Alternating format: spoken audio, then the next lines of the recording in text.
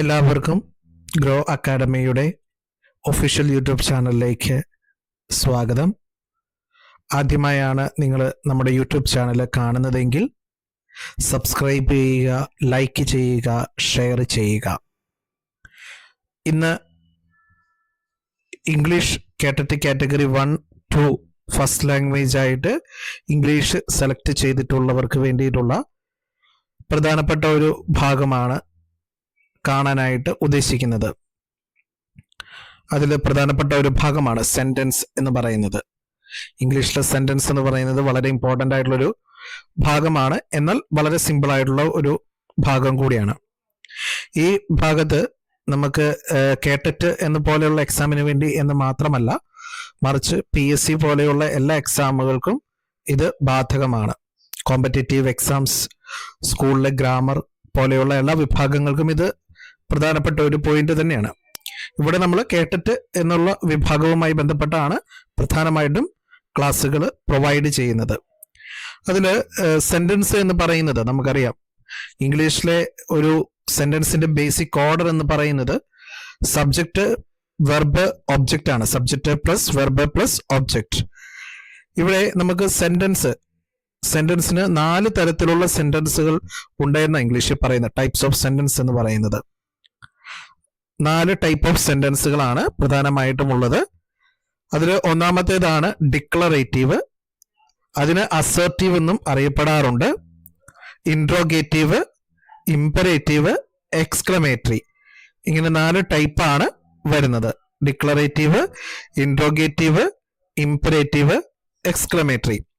നിങ്ങൾക്ക് സ്ക്രീനിൽ കാണാൻ സാധിക്കുന്നത് പോലെ ഡിക്ലറേറ്റീവ് എന്ന് പറഞ്ഞു കഴിഞ്ഞാൽ സ്റ്റേറ്റ്മെന്റ് ആയിട്ടുള്ള ഒരു സെന്റൻസ് ആണ്, നോർമൽ സ്റ്റേറ്റ്മെന്റ്. ഒരു എക്സാമ്പിൾ പറയുകയാണെങ്കിൽ the sun rises in the east എന്ന് പറയുന്നത് ഒരു ഡിക്ലറേറ്റീവ് അല്ലെങ്കിൽ ഒരു അസർട്ടീവ് സെന്റൻസിന് ഉദാഹരണമാണ്. രണ്ടാമത്തെ ടൈപ്പ് ഓഫ് സെന്റൻസ് ആണ് ഇൻട്രോഗേറ്റീവ് സെന്റൻസ് എന്ന് പറയുന്നത്. ആസ്ക് എ ക്വസ്റ്റ്യൻ, ചോദ്യങ്ങൾ ചോദിക്കാനായിട്ട് നമ്മൾ ഉപയോഗിക്കുന്ന രീതിയിലുള്ള സെന്റൻസുകളെല്ലാം ഈ വിഭാഗത്തിൽ വരും. ഒരു ഉദാഹരണമായിട്ട് പറയുകയാണെങ്കിൽ ഡു യു സ്പീക്ക് ഇംഗ്ലീഷ് എന്ന് പറയുന്നത് ഒരു ഇൻട്രോഗേറ്റീവ് സെന്റൻസിന് എക്സാമ്പിൾ ആണ്. ഇൻട്രോഗേറ്റീവ് സെന്റൻസിനകത്ത് പറയുമ്പോൾ പ്രത്യേകം നമ്മൾ ഓർത്തിരിക്കേണ്ടത് 2 ടൈപ്പ് വരുന്നുണ്ട്. ഒന്ന് യെസ് ഓർ നോ ക്വസ്റ്റ്യനും, മറ്റൊന്ന് WH ക്വസ്റ്റ്യൻസും.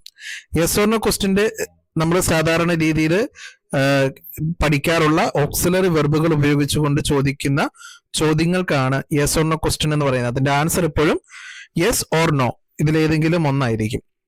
പക്ഷെ WH ക്വസ്റ്റ്യൻസ് എന്ന് പറഞ്ഞു കഴിഞ്ഞാൽ ക്വസ്റ്റ്യൻ വേർഡ്സ് ആയിട്ടുള്ള വാട്ട്, വിച്ച്, വേറെ പോലെയുള്ള ക്വസ്റ്റ്യൻ വേർഡ്സ് ഉപയോഗിച്ചുകൊണ്ട് ചോദിക്കുന്ന ചോദ്യങ്ങളെല്ലാം ഈ വിഭാഗത്തിൽ വരും.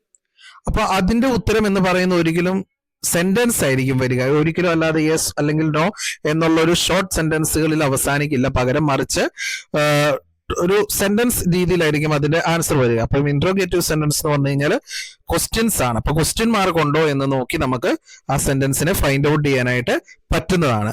മൂന്നാമത്തെ ടൈപ്പ് ഓഫ് സെന്റൻസ് ആണ് ഇംപരേറ്റീവ് സെന്റൻസ് എന്ന് പറയുന്നത്. ഇംപരേറ്റീവ് അതെന്ന് പറഞ്ഞു കഴിഞ്ഞാൽ ഗീവ് എ കമാൻഡ്, അതുപോലെ റിക്വസ്റ്റ്, ഇൻസ്ട്രക്ഷൻസ്, ഇതൊക്കെ ഈ ഒരു വിഭാഗത്തിനകത്ത് വരും.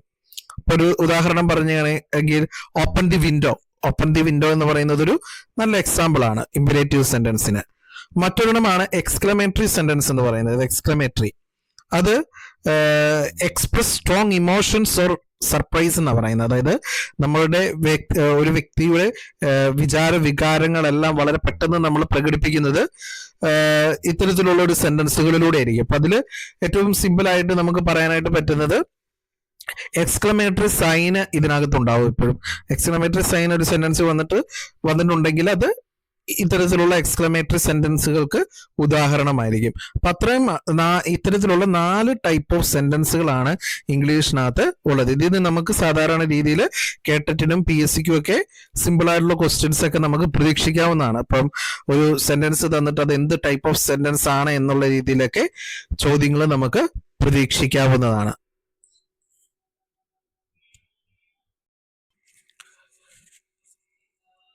അതുപോലെ തന്നെ നിങ്ങൾ ആദ്യമായിട്ടാണ് നമ്മുടെ ചാനൽ കാണുന്നതെങ്കിൽ ചാനൽ സബ്സ്ക്രൈബ് ചെയ്യണമെന്ന് പ്രത്യേകമായിട്ട് ഓർമ്മിപ്പിക്കുന്നു. നിങ്ങളുടെ എല്ലാവരുടെയും സഹകരണങ്ങൾ ഉണ്ടാവുന്നു. ഇത്തരത്തിലുള്ള ഉപകാരപ്പെടുന്ന രീതിയിലുള്ള വീഡിയോകൾ നിങ്ങൾക്ക് ലഭിക്കുന്നതിന് വേണ്ടിയിട്ട് ബെൽ ബട്ടൺ കൂടി ഇനേബിൾ ചെയ്ത് വെക്കുക. ഒപ്പം നിങ്ങളുടെ പരിചയത്തിലുള്ളവർക്ക് ഇത്തരത്തിലുള്ള ക്ലാസ്സുകൾ ആവശ്യമുണ്ടെങ്കിൽ അവർക്ക് ഷെയർ ചെയ്ത് കൊടുക്കാവുന്നതാണ്. ഗ്രോ അക്കാഡമിയുടെ നേതൃത്വത്തിലുള്ള കേട്ടറ്റ് ക്ലാസ്സുകൾ സർവീസിലിരിക്കുന്ന അധ്യാപകർക്ക് വേണ്ടി നടന്നുകൊണ്ടിരിക്കുകയാണ്. ആർക്കെങ്കിലും കൂടാൻ താല്പര്യമുണ്ടെങ്കിൽ ജോയിൻ ചെയ്യാവുന്നതാണ്. അതുപോലെ ജൂൺ ജൂലൈ മാസങ്ങളിലായിട്ട് നടക്കാൻ പോകുന്ന ജനറൽ ആയിട്ടുള്ള എക്സാമിന് നോട്ടിഫിക്കേഷൻ മെയിലോടുകൂടി നമുക്ക് പ്രതീക്ഷിക്കാവുന്നതാണ്. അപ്പം ആ ഒരു എക്സാമിന് വേണ്ടിയിട്ടുള്ള പ്രിപ്പറേഷൻ എന്ന രീതിയിലുള്ള ബാച്ച് നമ്മൾ ജൂൺ ആദ്യ ആഴ്ചകളിൽ സ്റ്റാർട്ട് ചെയ്യുന്നതാണ്. കൂടുതൽ വിവരങ്ങൾക്ക് നിങ്ങൾക്ക് നമ്മളെ ഈ താഴെ കാണുന്ന നമ്പറിൽ കോൺടാക്ട് ചെയ്യാം.